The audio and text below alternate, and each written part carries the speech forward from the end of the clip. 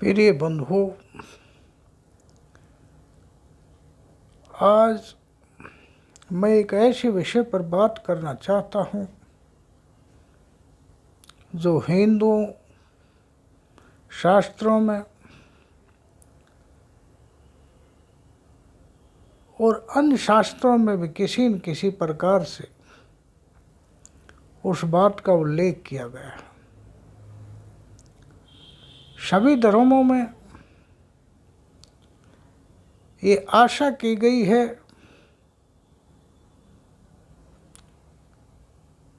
कि एक समय ऐसा आएगा कि आदमी देवता के तुल्य हो जाएगा।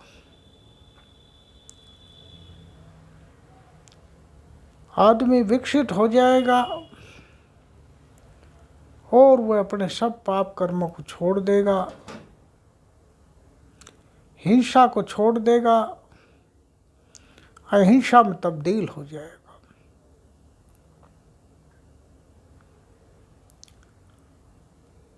और उसकी स्थिति ऐसी होगी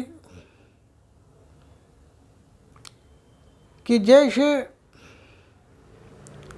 हर जीव जंतु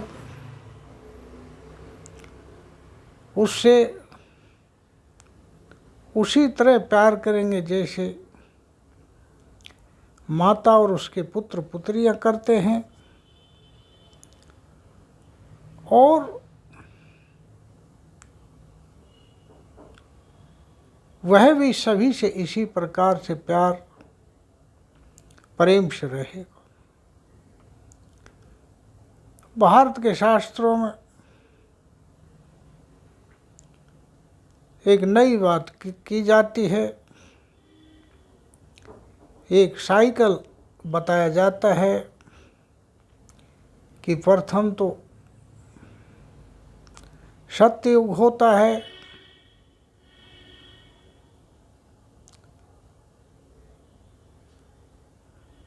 और सत्ययुग के बाद द्वापर, त्रेता और कलयुग तक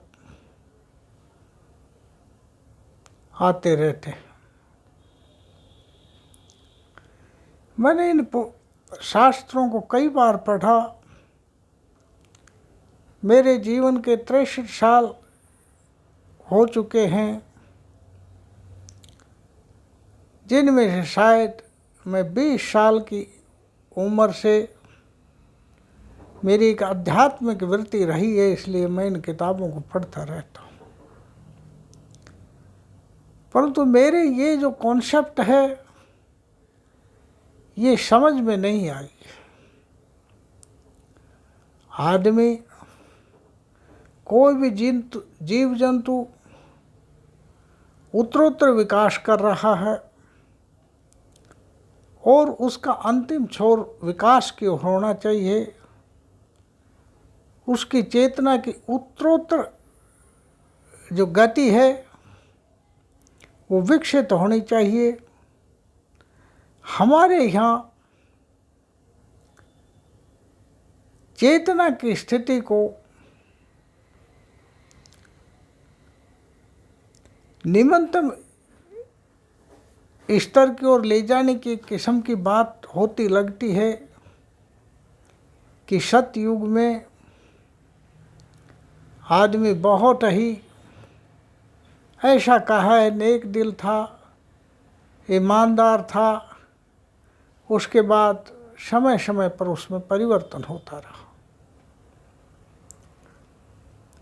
अब इस उम्र के पड़ाव पर मेरे समझ में आई है कि वास्तव में ये कॉन्सेप्ट, वास्तव में ये विचार क्या है।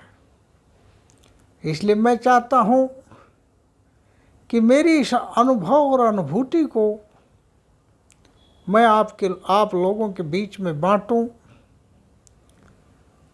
और आप लोग भी अगर इस अनुभूति में कुछ आपको अच्छा लगे तो इसको मैक्सिमम लोगों तक शेयर करें, आप भी बांटें।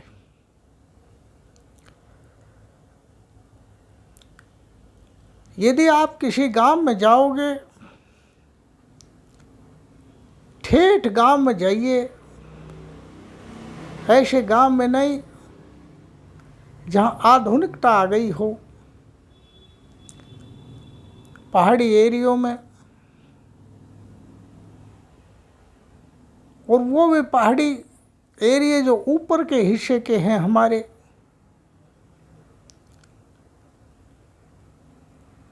जहाँ लोग रहते हैं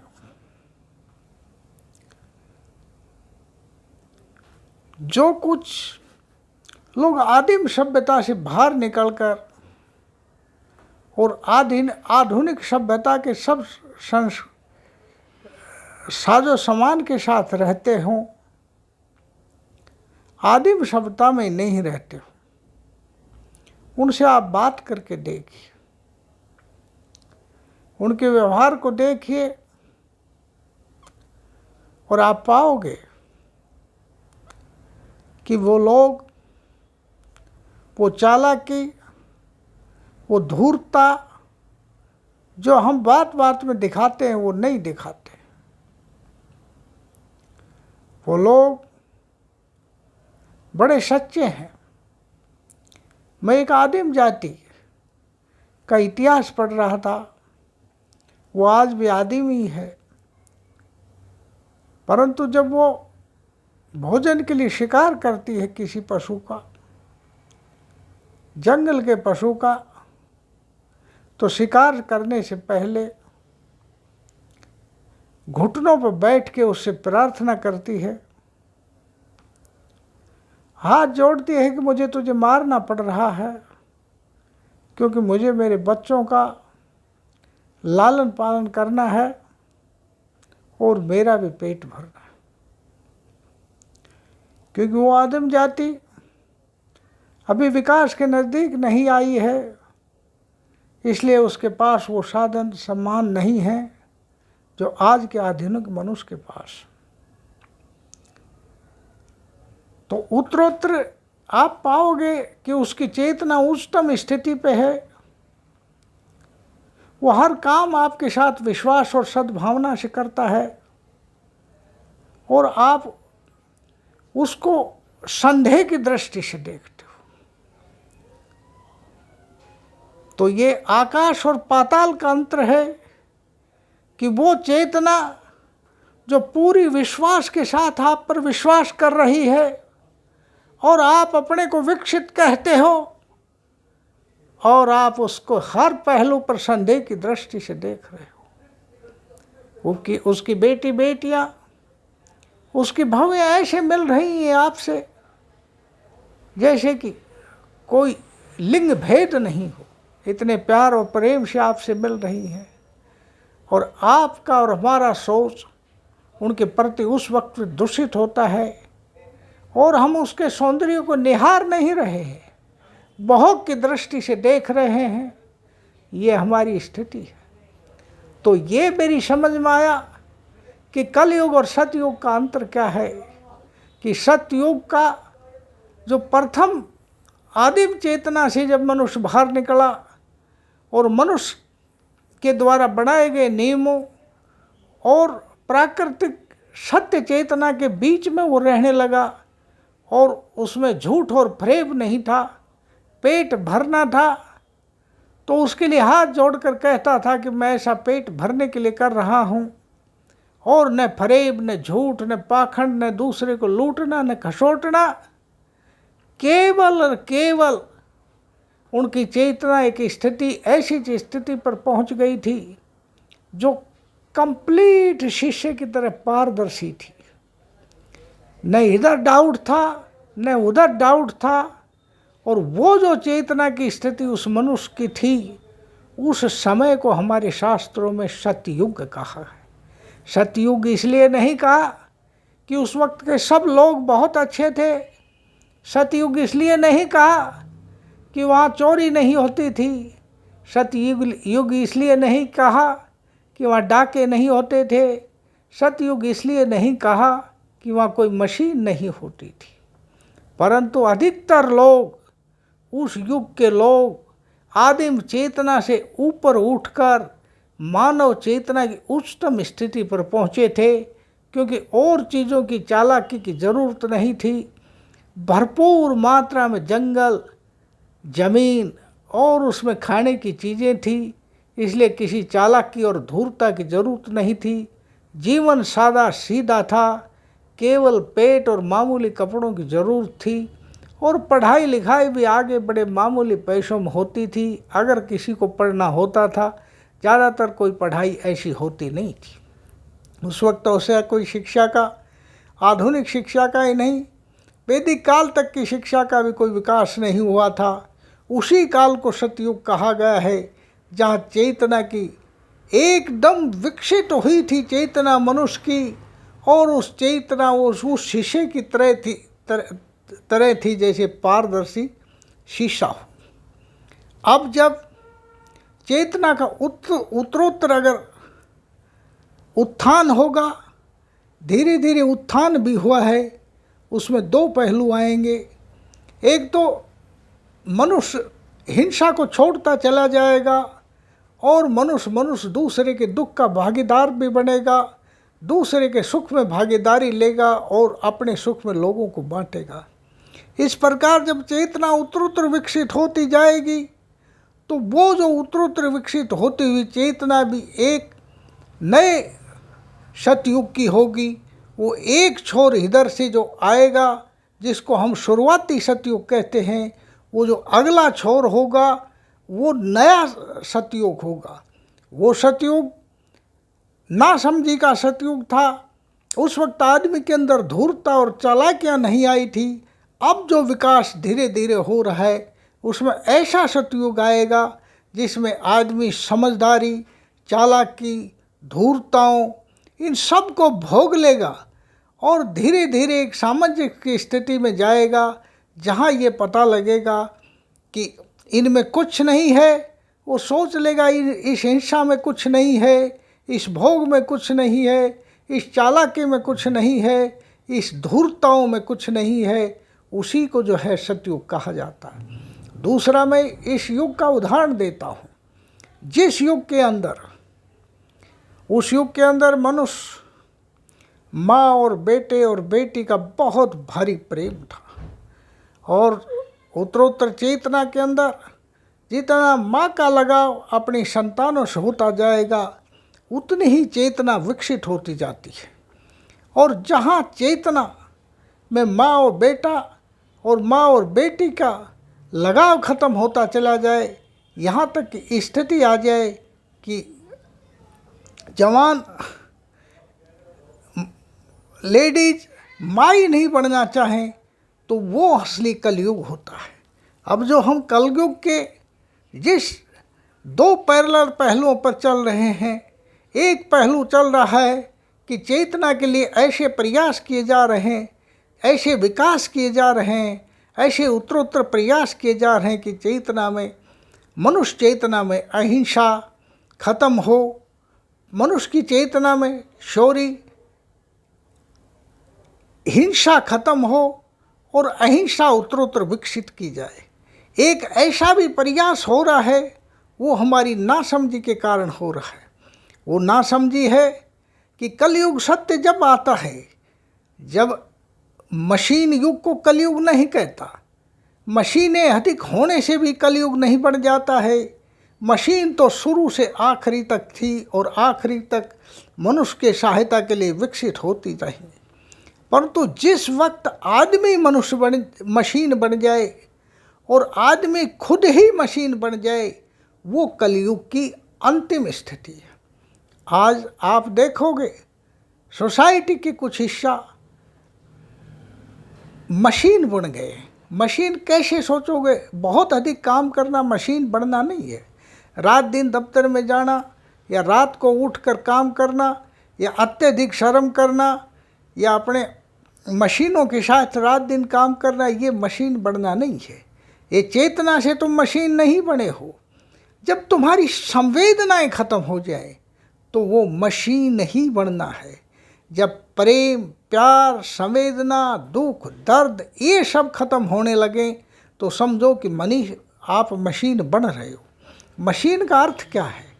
मशीन को कोई दर्द नहीं होता, मशीन को कोई कष्ट नहीं होता।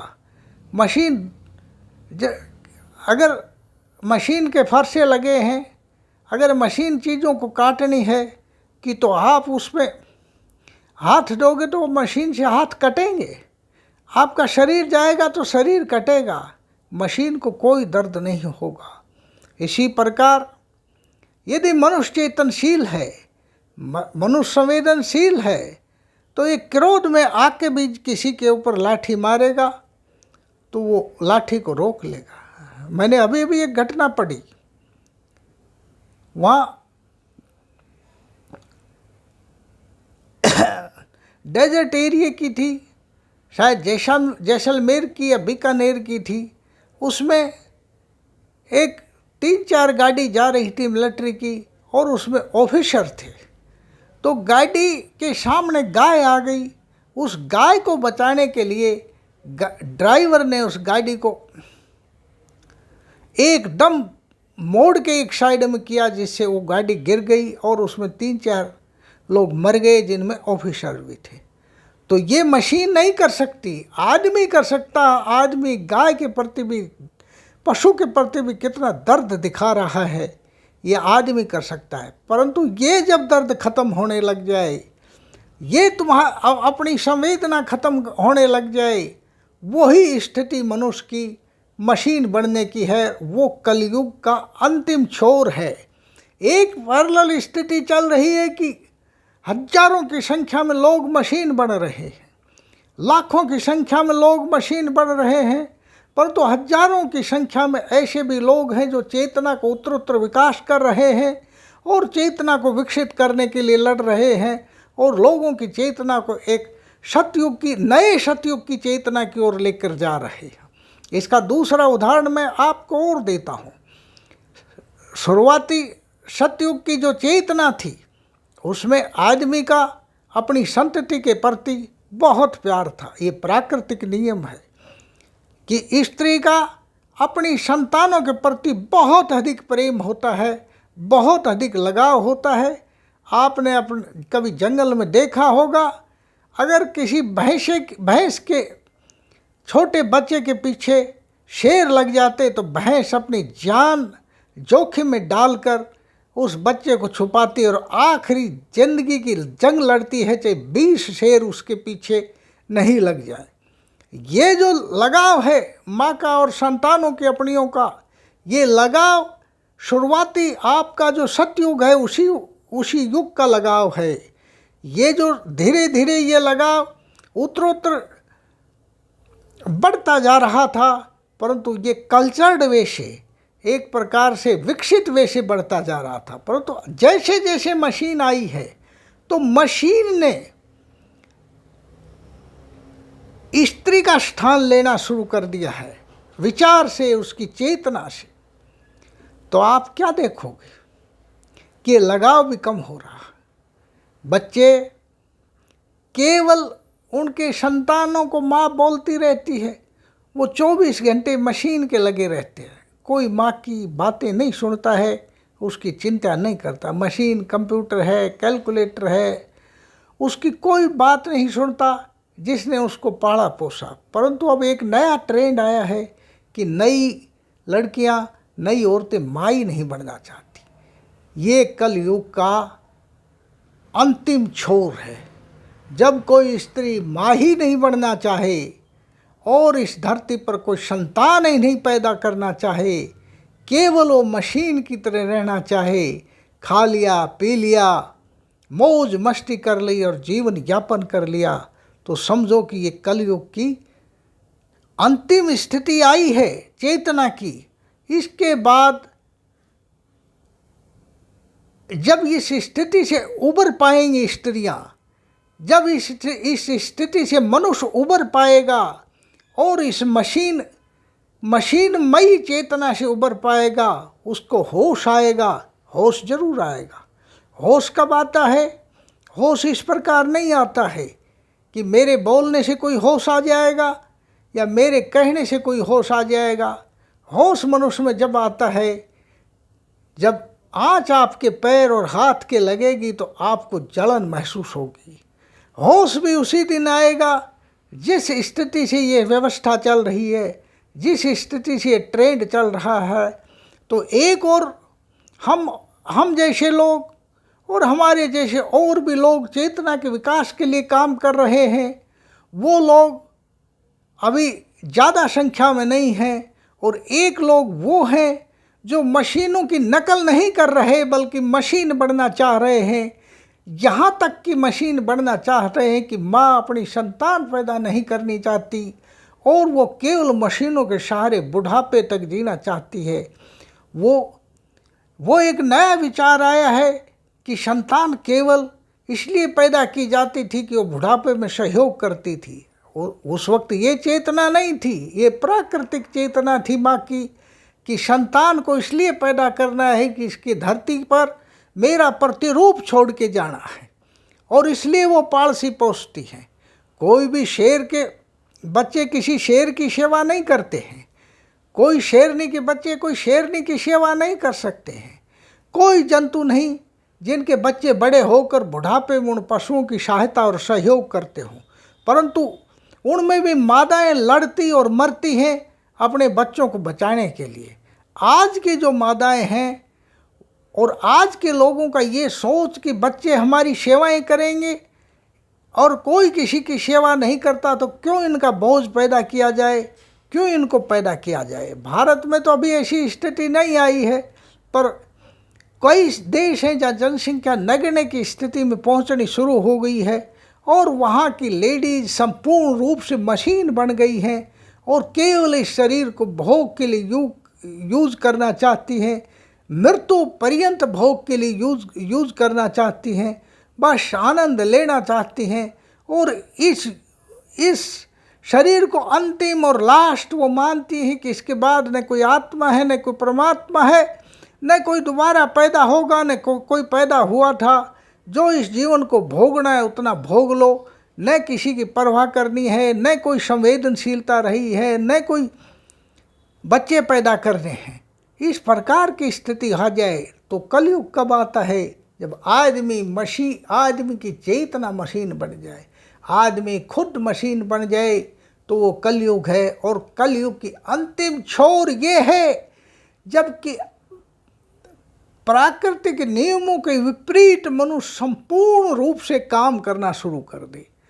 जिस माँ को बच्चे पैदा करके उनकी जीवन भर ताकत लगाकर उनको पालने की ड्यूटी है, उनको बड़ा करने की नेचुरल ड्यूटी है, it is not a assigned duty of society, ये समाज से असाइंड ड्यूटी नहीं है, ये प्राकृतिक ड्यूटी है।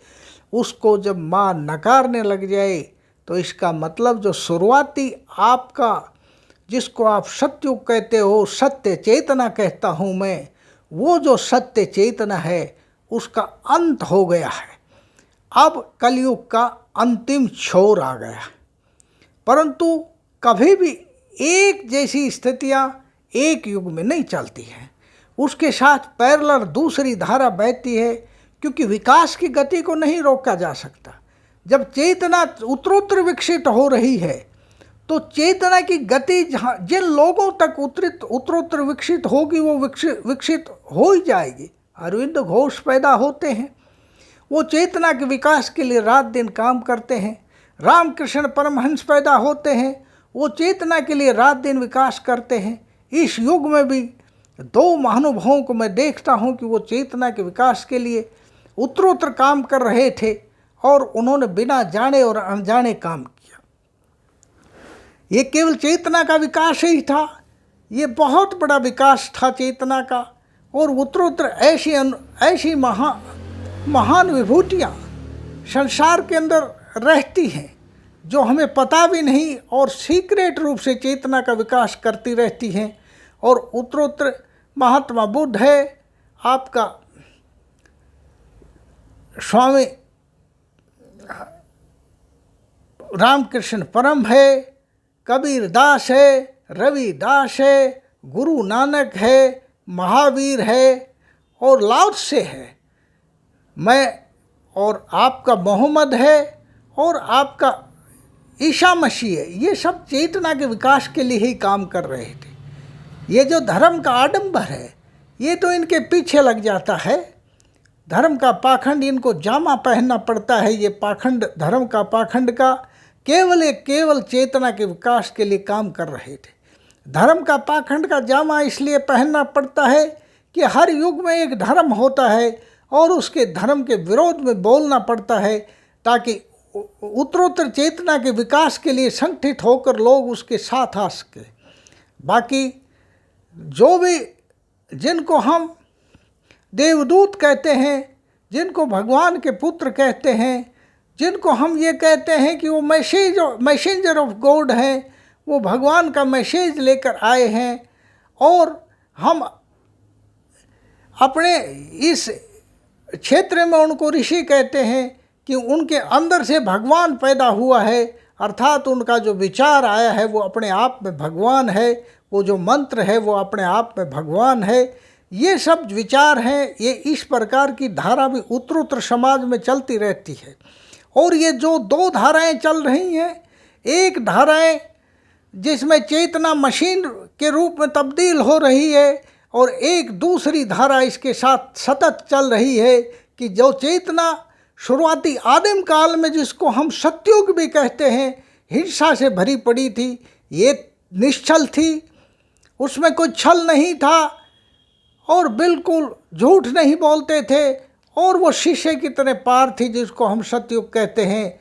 परंतु उस युग के अंदर भी बाणों से पशुओं को मारा जाता था और उससे अपना पेट भरा जाता था।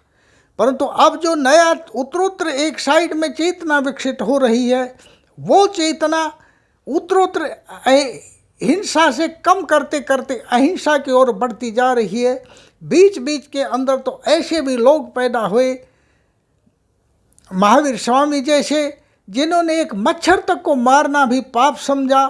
ये जो उत्तरोत्तर हमारी पैरेलल चेतना बढ़ रही है, ये मनुष्य एक नए मनुष्य के नए मनुष्य को जन्म देने वाली चेतना है। और एक और जो उत्तरोत्तर हमारी चेतना कुंठित होकर मशीन बन रही है, अर्थात मशीनों के रूप में एक चेतना पैदा हो रही है। इसका अंतिम छोर आएगा, जिस प्रकार एक भोगी को भोग करते करते भोग से विरक्ति हो जाती है, उसी प्रकार मशीनों के प्रयोग के करते करते मनुष्य की जब चेतना बिल्कुल ख़त्म हो जाएगी, तो उसको जीवन से जीने का भी कोई रस नहीं रहेगा।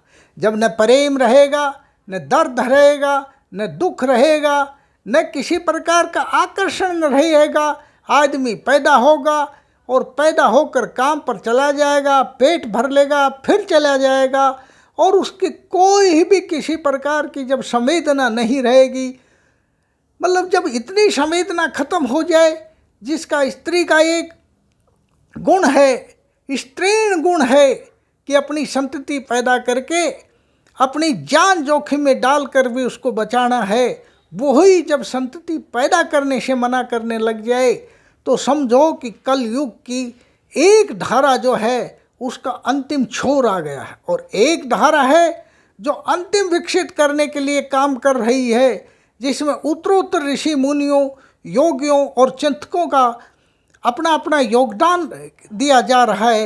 एक वो चेतना है। अंतिम स्थिति में जब ये भोंटी होकर, ये चेतना मशीनी चेतना भोंटी होकर, ये हिंसक चेतना भोंटी होकर ख़त्म हो जाएगी, तो विजय होगी इस चेतना की, जो हिंसा से युक्त चेतना है, जो हिंसा से मुक्त चेतना है, जो प्रेम से परिपूर्ण चेतना है, जो घृणा से विमुक्त चेतना है, जो पाप से विमुक्त चेतना है, जो धर्म से परिपूर्ण चेतना है।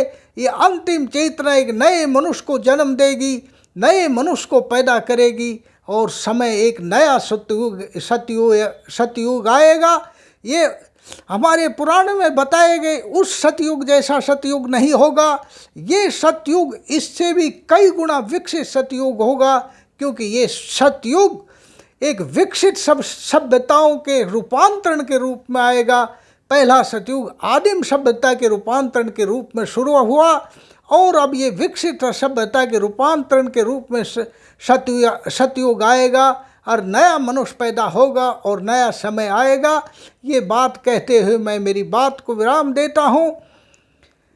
आप लोगों से जो मेरे साथ जुड़े हुए हैं, लाइव भी जुड़े हुए हैं, मैं उनसे बहुत विनम्रता से कहता हूँ कि जिस भाव अवस्था में मैं बोल रहा हूँ ये मेरी कोई तैयारी नहीं है, ऐसा मुझे कोई भाषण नहीं देना आता है। मैं भाव अवस्था की स्थिति में आकर जो बोलता हूँ वो इस YouTube पर डाल देता हूँ, और मैं समझता हूँ कि भाव अवस्था और बिना किसी चालाकी और धूर्तता और बिना किसी तैयारी और आस्था अनास्था के बिना जो मैं बोल रहा हूँ, ये जो उत्तरोत्तर विचार ये मेरे भी नहीं है, ये कोई रूपांतरण है उस परमात्मा का। ये उक्तियाँ हैं उस परमात्मा की जो समय समय पर आती जाती हैं, और वो मैं आप लोगों तक पहुँचाता हूँ। धन्यवाद। जय भारत, जय जीव जाति, जय मानव जाति। सभी जीव जंतु, मनुष्य, पशु, पक्षी सभी एक ऐसी उत्तरोत्तर चेतना के हिस्से हो जाए कि कोई भी किसी का शिकारी न हो सके, और सब अहिंसक स्थिति में अपने अपने स्थानों और अपनी अपनी जगह पर अपना अपना पालन पोषण करें। धन्यवाद, धन्यवाद।